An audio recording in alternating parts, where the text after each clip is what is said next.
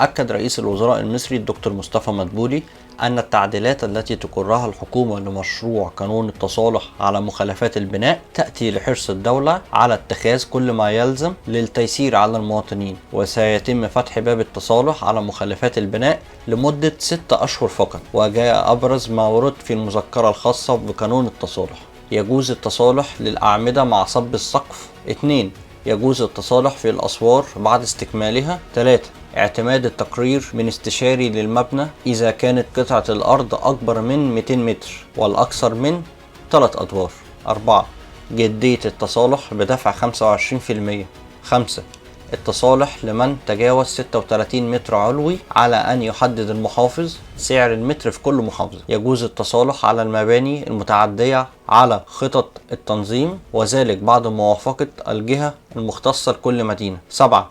يجوز التصالح على المباني خارج الأحوزة العمرانية لجميع الأنشطة سواء سكني أو تجاري أو صناعي. 8. يجوز التصالح على أملاك الدولة بعد موافقة الجهة المختصة ما عدا إملاك نهر النيل والآثار. 9. يجوز التصالح على تغيير استخدام من الجراج والسكني إلى تجاري. وجت ملحوظة بسيطة بتقول إن لا يتم عمل معاينة في القرى والتوابع. لو عجبتك الحلقة اضغط لايك وسبسكرايب ليصلك كل جديد.